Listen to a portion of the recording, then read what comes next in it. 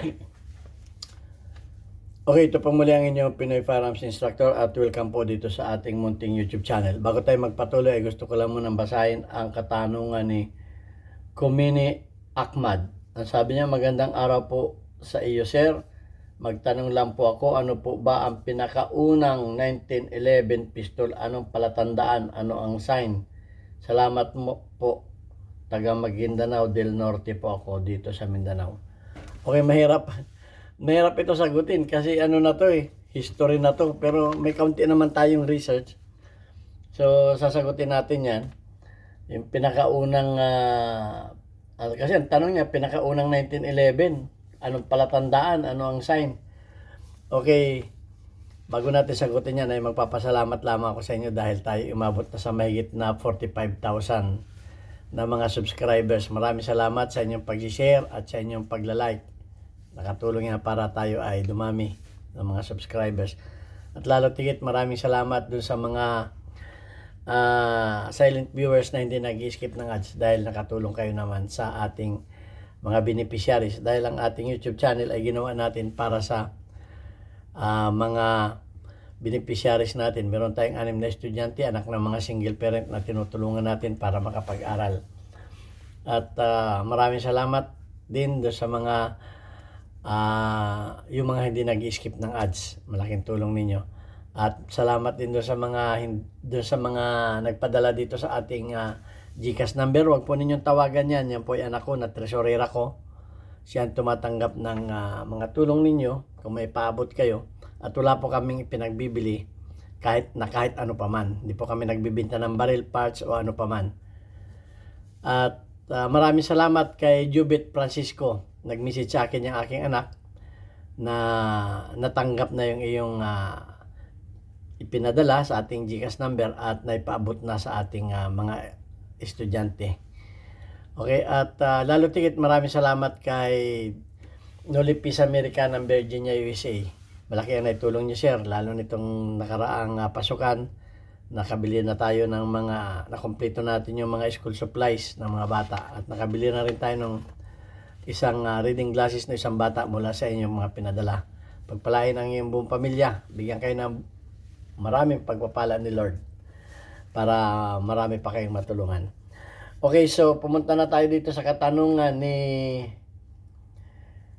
Kumini Ahmad. Okay, ang 1911 ay hindi basta-basta yan na-develop ng isang taon lamang. Yan ay nag-umpisa noong 1900s. At yan ay inumpisahan pa ni Moses Browning na noong mga 1898. Mga 1898. At nung may lumabas na niya noong 1900, yung M1900 pa. M1900. Pagkatapos ng sumunod na taon, may lumabas na naman M1902. Nung M1902.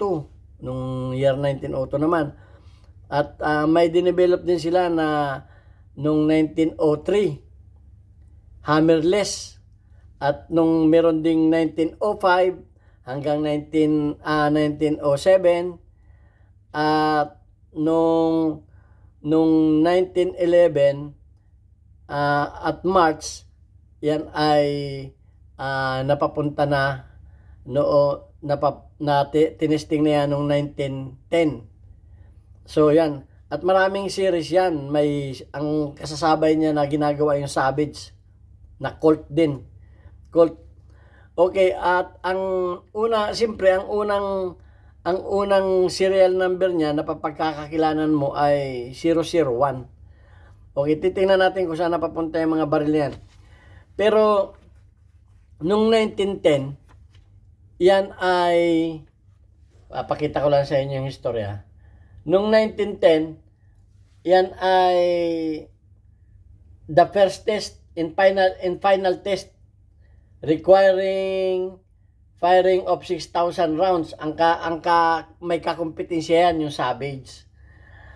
At nung 1910 ay naka-experience ng malfunction ang Savage ng 37 malfunction. Pero ang Colt 1911 pistol ay 0 ang kanyang At ang sabi doon sa test ay every 1,000 ay pinapahinga nila. 2 araw na test.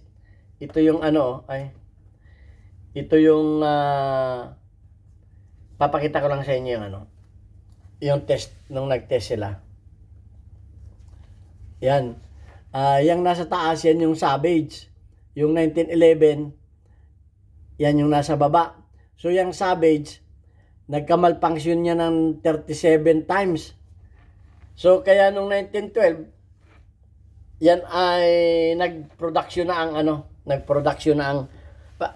bago tayo pumunta sa nung nag-production na sila niyan ay tinatanong mo kung anong pagkakakilanan ay ang mga nauna siyempre yung una ay walang record itong una pero yung padalwa ay napapunta sa Rock Island sa private collector.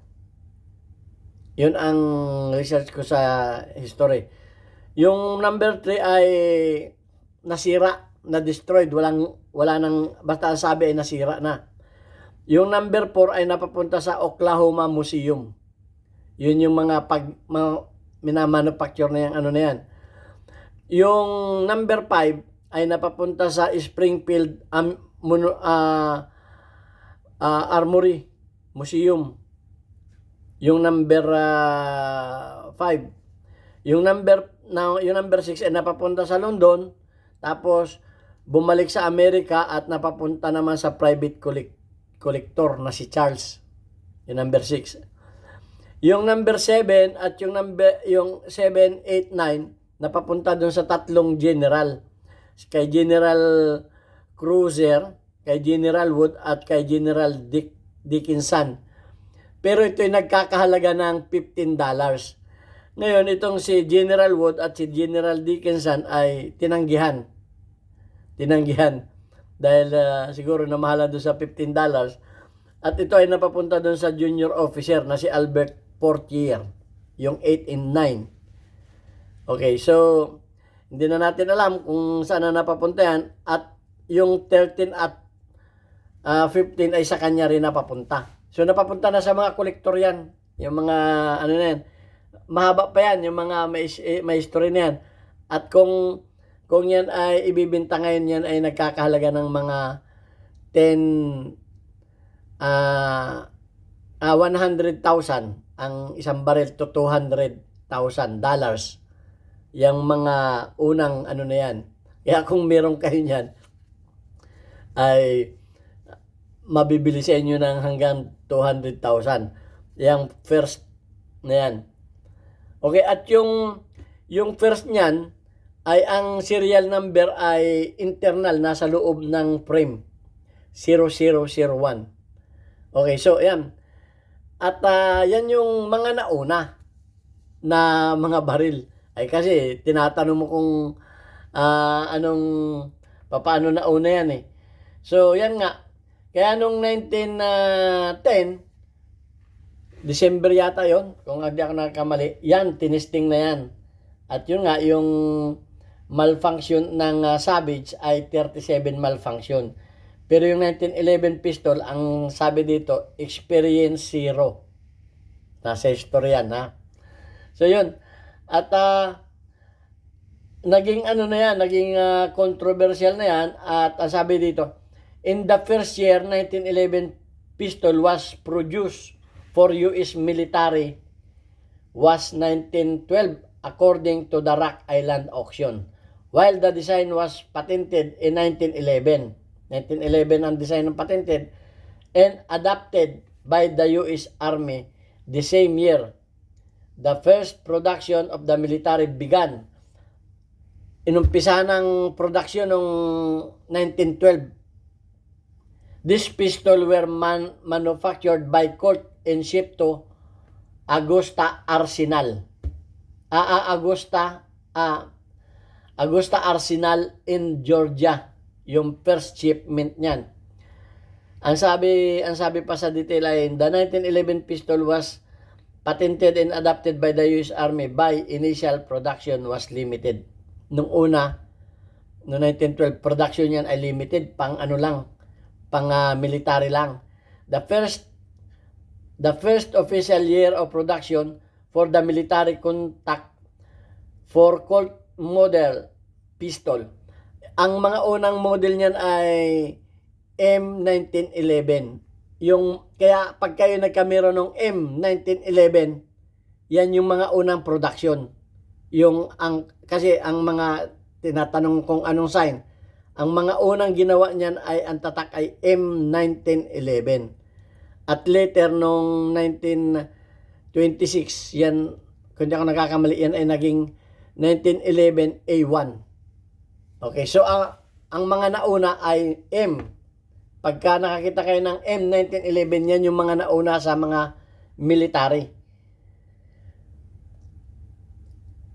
Early 1912, the first shipment of 500 pistol, o tama ko, 500 pistol was delivered to Augusta Arsenal in Georgia.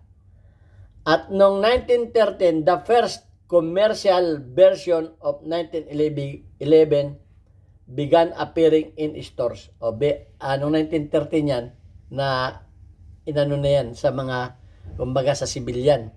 Inano na yan, noong 1913. Kaya kung meron kayong yung mga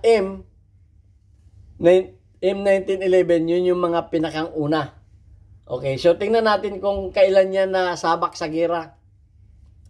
Kasi yung mga Moro War, yun ay caliber 45 na hindi pa develop talaga itong 1911. Hindi pa ganyan ang itsura niyan.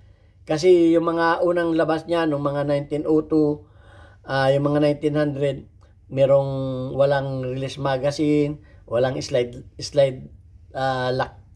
stop. So marami pang mga kulang-kulang diyan, kaya na-develop lamang hanggang noong 1910. So ang sabi dito, the Colt M1911 pistol officially adopted. Kaya yung mga M1911, yun ang mga una. Pistol officially adopted by the US Army was first tested combat in Mexico in 1916. Yung first combat niyan sa Mexico during the punitive expedition, while the pistol was adopted in March 1911. Okay.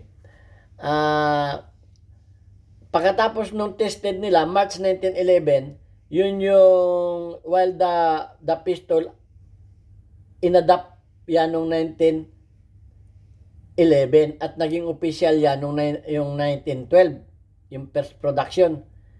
So, ang sabi dito ay, its first widespread use in combat occurred later. American troops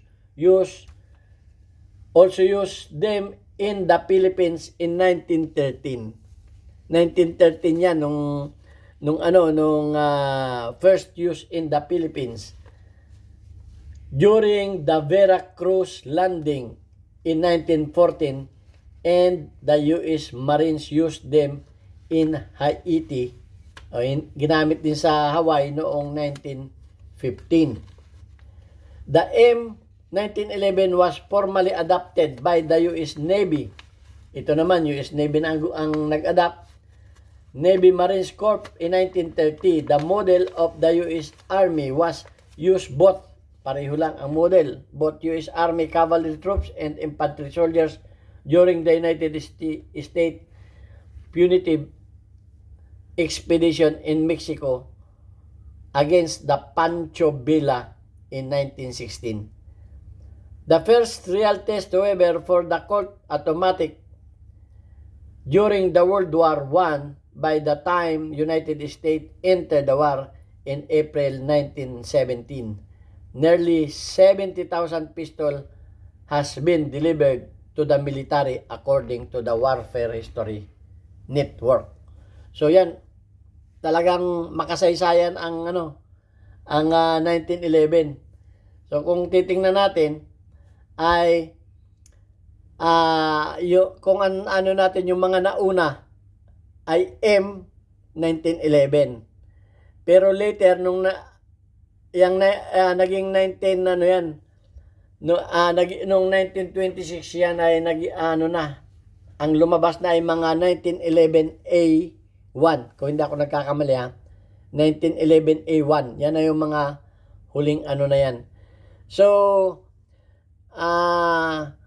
ang pagkakakilan lang natin nung mga naunang ginawa ay yung M1911. Yun ang mga unang series na ginawa ng 1911. So, hanggang sa ngayon ay marami na mga Mark 4, Mark 5, yan na, mga Colt na ganyan na lumabas. Dahil yan ay lumabas na sa mga civilian, ginawa na, sari-sari na ginawa dyan ang mga shooter, sari-sari na ginawang modification. Naglabasan na yung mga modern na mga STI na yan, yung mga prototype na yan.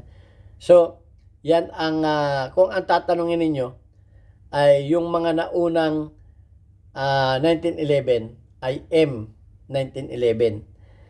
Pero yung mga kolektor niyan, yung umpisa, yung mga unang ginawa niyan ay nasa mga kolektor na, nasa museum. Yung mga binasa ko kanina. Okay, bantakin mo, nung una pala, tinanggihan pa ni General Wood at ni General Dickinson yung issue sa kanila dahil $15. Okay. So, ayun. At napapunta na sa mga kolektor, kagaya ni Albert Portier. Yan, yung junior officer. So, yun ang mga kaunti kong nalalaman. At mahaba kasi ang istorya ng 1911. Napakahaba niyan. Ang nagustuhan ko lamang sa 1911 ay yung nagkompetisyon ng ang Savage at 1911. 6,000 rounds. Ang Savage ay 37 ang malfunction. Ang 1911, isang baril lang ang ginagamit nila, hindi man pa iba-ibang baril, ay 0 ang malfunction. Doon ako natutuwa. Kaya ako fans ng ng 1911. Kaya yung mga nagsasabing ang 1911 ay mabatangalin, kasi kung ano-ano nang pinagagawa sa 1911, kung ano-ano nang pinagkukulikot, binalahan na ng mga ispalinghadong bala, tapos pag nagbabatangal, kung ano-ano pagkagagawin. So nandyan na yung mga reload na bala, naglabasan na, tapos nagbabatangal, kinukulikot, pinapalitan ng spring, binabanatan yung mga ramp. Ayan, yan ang nakikita kong mga problema sa 1911 na mga nagmamalfunction. Yung ramp, tinira yung ramp, tinira yung kanyang chamber. Kaya yun, kung ano-ano pinaglalagay ng mga spring na hindi nakatugma sa lakas ng bala. Yan ang nangyari. So yun lang ang masasagot ko dyan. At ang pagpipilian lamang natin ng mga sinauna niya ay M1911 at 1911A1. Yan. Later na yung kung hindi ako nagkakamali ay 1926 na yung A1. Okay, yun ay 7,000. At ang mga serial number nung una niyan ay nag-uumpisa sa 1. Okay, 1. Yung pang isang pagkakaanuhan ninyo, yung mga mga unang serial number niyan. 1 001 ganon. 002 ganyan. Hanggang yung 1926 nasa 7,000 na. Nagumpisa na 7,000 ang number. So yun ang aking pagkakaalam sa aking pero kung may research din kayong iba, tanggapin natin dahil hindi ko naman talaga inabot 'yan. Hindi natin inabot 'yan. So nagre-rely tayo sa ating nababasa at ating kaunting kalaman. So yan, at kung kayo ay may mga M1911 ay maswerte kayo. At yan ay sigurado kong mahal yan sa auction. Kung yan ay mga original. Itago ninyo yan. Okay, so ayan, at babasahin ko lang yung ating weekly highlights ng ating community spotlight. Okay, shout out kay Gameboy, 64 ang engagement. Shout out kay Chocolate_boy, 27 engagement. Shout out kay Brian Butchipido, 31 engagement. Shout out kay Adonis Pitogo, meron kang 4 engagement. At shout out kay Tommy Aparache, meron kang perfect 100 plus na engagement. Okay, ito ang inyong Pinoy Firearms Instructor. Muling nagpapasalamat sa inyo. At God bless us all.